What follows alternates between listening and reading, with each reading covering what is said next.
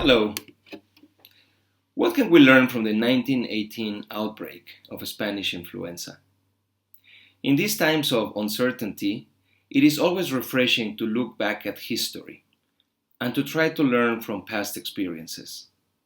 Recently, I have been reading quite extensively about the Spanish flu of 1918. I think there are a few lessons that we can learn from that experience. These are some of the things that I would like to share with you today. First, it is important to keep in mind that the 1918 pandemic lasted for 3 years, from the spring of 1918 to the winter of 1920, and it was divided in three waves. The most lethal wave was not the first one, it was the second one. Many researchers believe that the second wave was worse because the virus had mutated and it became more lethal with such mutation. The third wave was not as bad, precisely because of the high mortality in the second wave. All the human hosts transporting the more dangerous strain of the virus basically died during the second wave. Putting that into perspective, it is likely that right now we're just in the middle of the first wave of this coronavirus infection. Therefore, we need to prepare for the risk of a second, more dangerous wave in a few months. The lesson learned is that you can never be too cautious about this type of pandemics. The Spanish influenza killed 40 million people worldwide, 675,000 people in the United States, and 300,000 people in Mexico. The speed of transmission of the virus was increased by several factors, but there were two main factors in my opinion.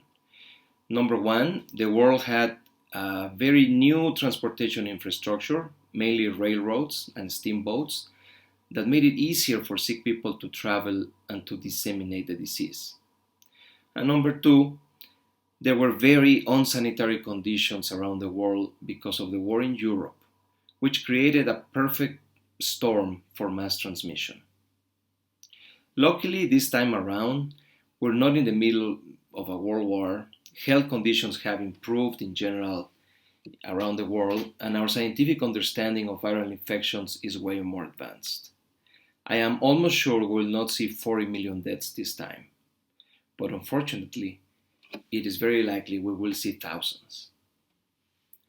One striking parallel between the 1918 pandemic and today is that several political leaders try to stubbornly minimize the risk and impact of the situation.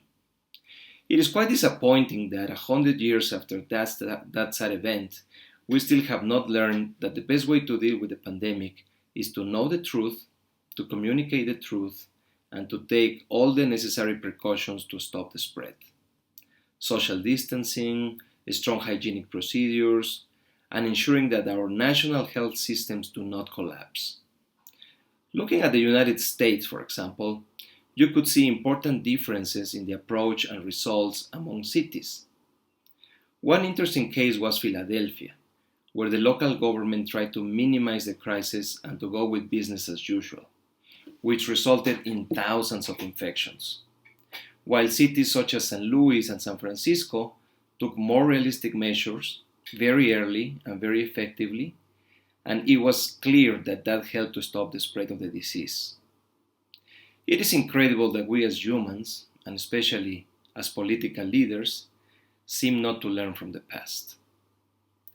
In terms of the impact on capital markets, you will see that 1918 was a year with almost no gains, practically a flat year, while 1919 recorded a gain of around 50%.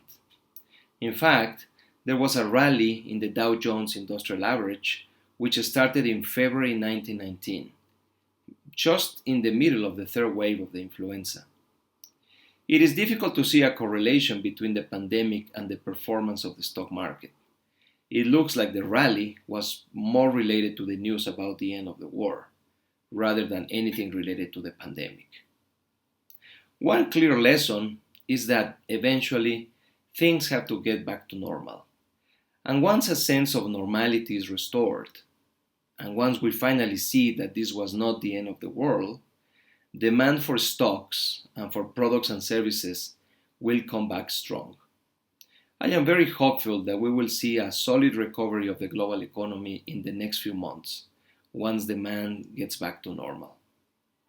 Well, these are just a few thoughts about the 1918 Spanish flu pandemic. Hopefully, you will find that useful to make sense of today's events. Please do not forget to subscribe to our YouTube channel and to visit our website at www.nuricumbo.com. See you next time!